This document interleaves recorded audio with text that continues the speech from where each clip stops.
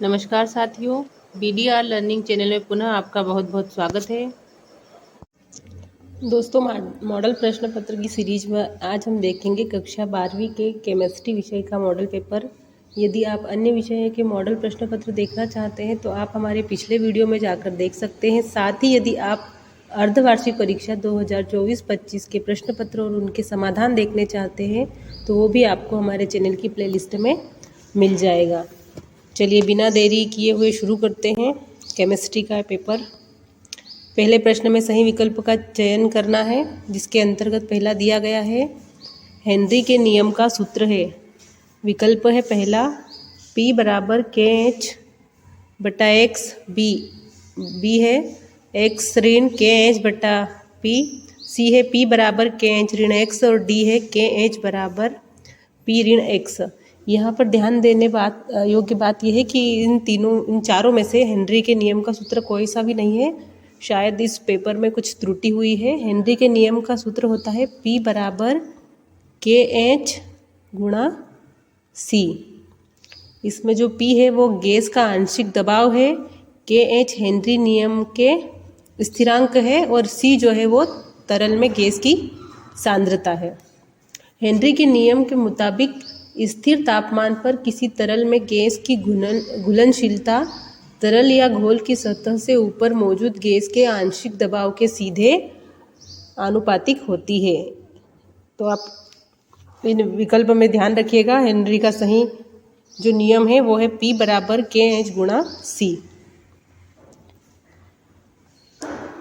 दूसरा दिया गया है मर्क्यूरी सेल का उपयोग निम्न में से किस युक्ति में प्रयुक्त होता है? श्रवण यंत्र, दीवाल घड़ी, कॉल बेल या अलार्म घड़ी। मर्क्यूरी सेल जिसे पारा सेल या पारा बैटरी भी कहा जाता है, साथ ही इसे मर्क्यूरिक ऑक्सीजन बैटरी के नाम से भी जाना जाता है। यह एक प्राथमिक इलेक्ट्रोकेमिकल सेल है जिसका उपयोग श्रवण यंत्रों में किया जाता है। ये आपका सही उत्तर हो जाएगा। प्रश्न क्रमांक 3 है संक्रमण तत्व अनुचुंबकीय व्यवहार प्रदर्शित करते हैं क्योंकि उनमें होते हैं। अधिकांश संक्रमण तत्व अनुचुंबकीय व्यवहार प्रदर्शित करते हैं क्योंकि उनके कक्षकों में अयुग्मित इलेक्ट्रॉन चुंबकीय गुणों के लिए जिम्मेदार होते हैं। यहाँ पे युग्मित की जगह हो जाएगा अयुग्मित इलेक्ट्रॉन युक्त कक्षक। इसका सही उत्तर हो जाएगा। संक्रमण धातुओं का अनुचुंबकीय गुण बाएं से दाएं जाने पर बढ़ता है क्योंकि अयुग्मित इलेक्ट्रॉनों की संख्या 1 से 5 तक बढ़ जाती है। प्रश्न क्रमांक 4 है केंद्रीय धातु आयन या परमाणु से जुड़े लिगैंड संलग्नी की संख्या कहलाती है। केंद्रीय धातु आयन से जुड़े लिगैंड की संख्या को उपसहसंयोजन संख्या कहते हैं। उपसहसंयोजन संख्या केंद्रीय धातु आयन और लिगैंड के बीच बने सिग्मा आबंधों की संख्या के आधार पर तय की जाती है। अगर लिगैंड और केंद्रीय धातु आयन के बीच पाई आबंध बने हो तो उन्हें गिना नहीं जाता।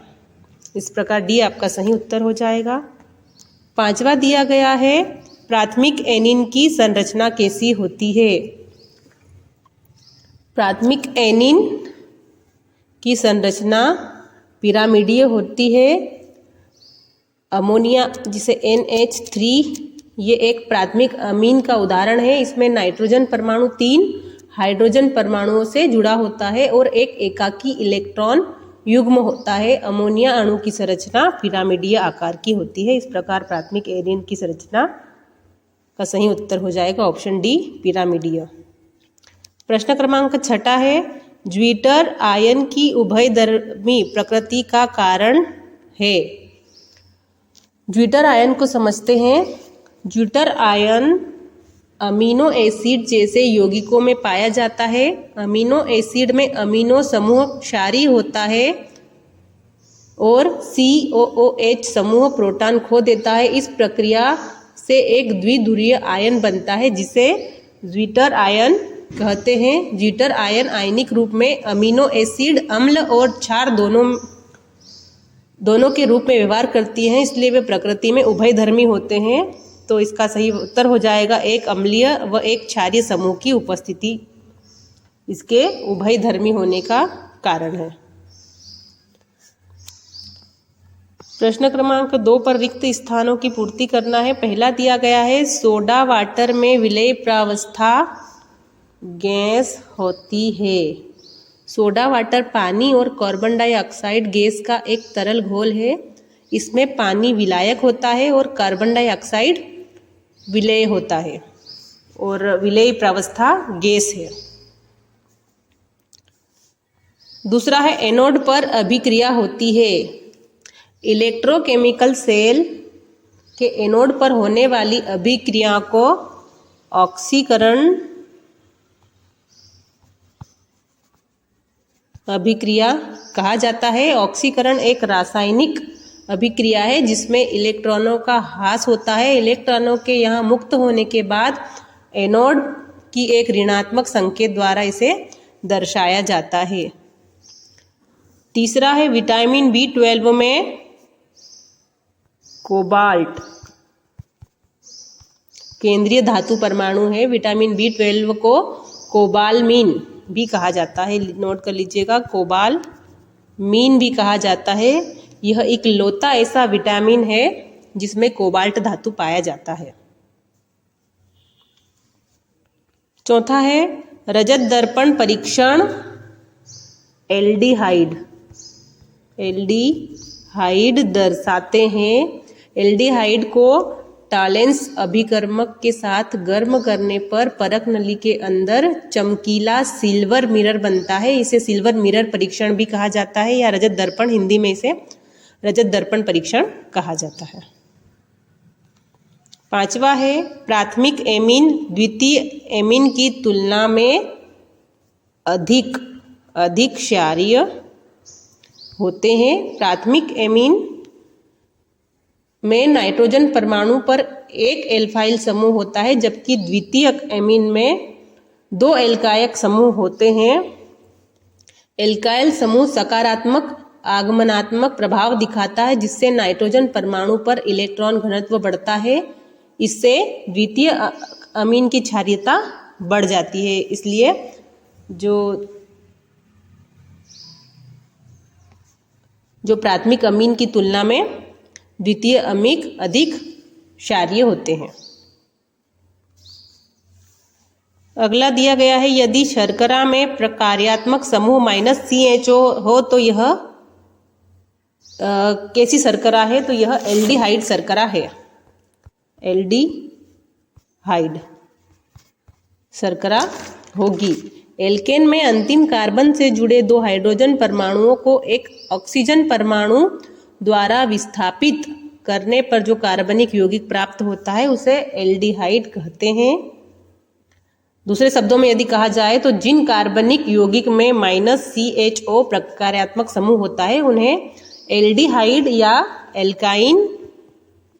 एल्काइन भी से कहा जाता है। प्रश्न क्रमांक 3 पर सत्य असत्य लिखना है।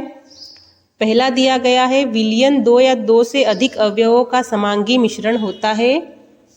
सत्य हो जाएगा। 2 या 2 से अधिक अवयवों के समांगी मिश्रण को विलयन कहते हैं।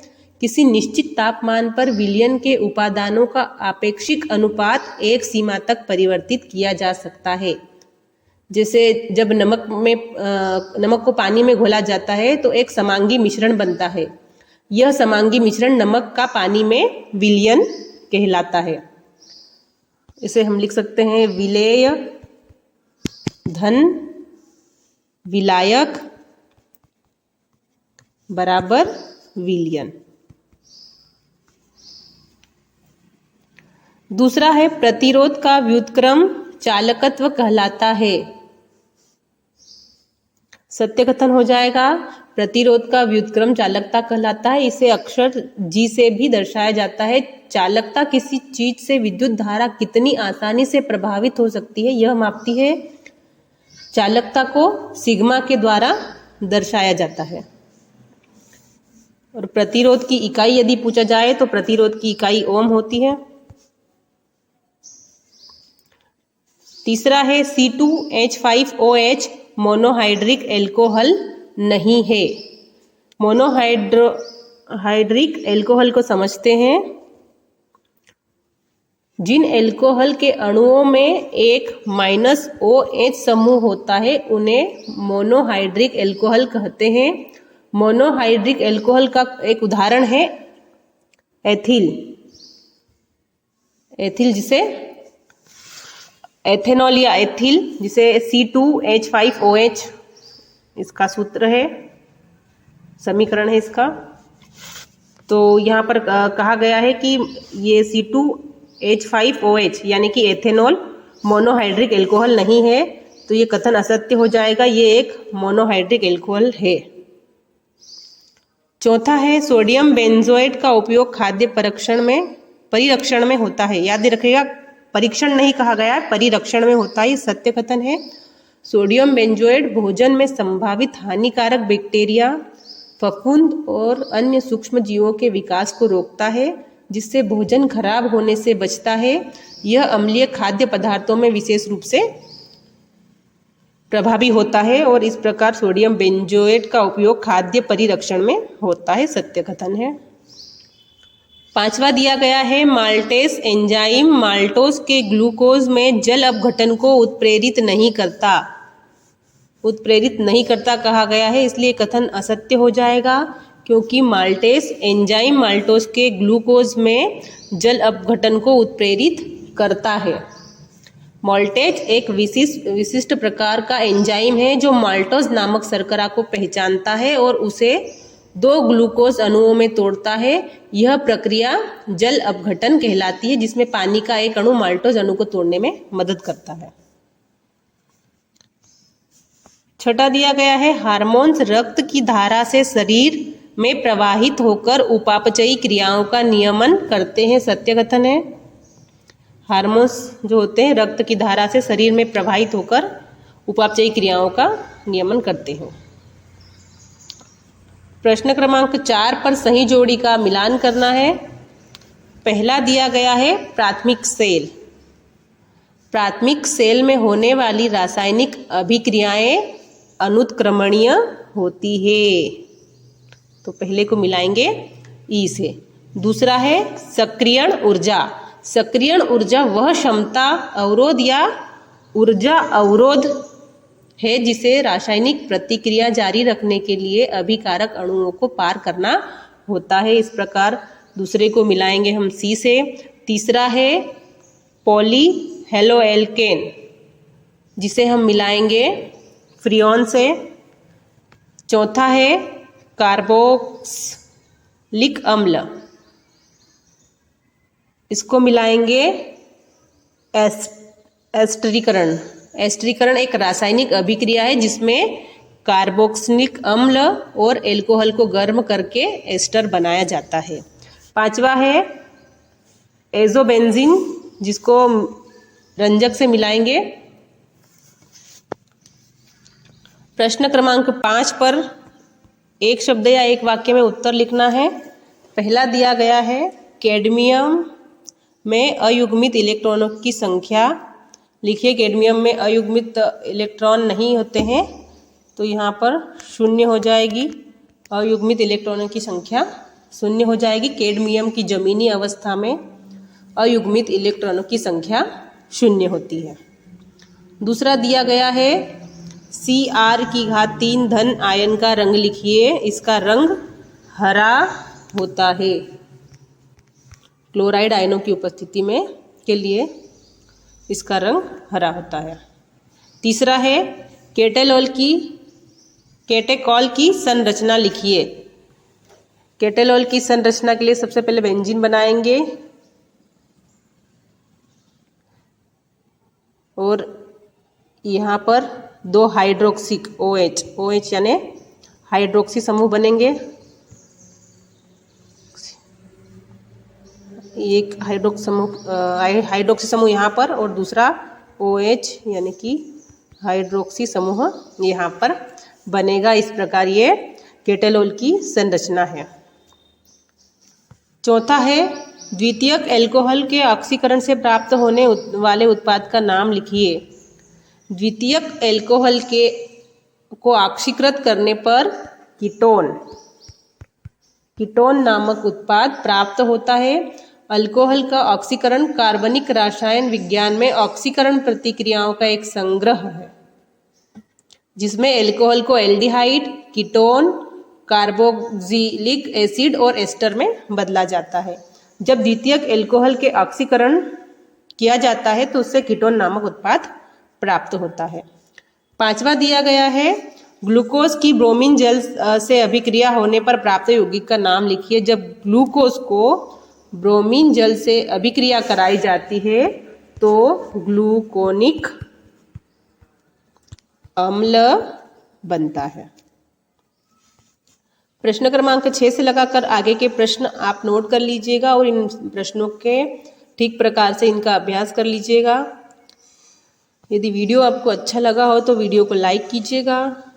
आने वाले महत्वपूर्ण वीडियोस देखने के लिए चैनल को सब्सक्राइब कर लीजिएगा और अपने सभी दोस्तों तक वीडियो को शेयर जरूर कीजिएगा ताकि उन्हें भी इन वीडियोस का लाभ मिल सके।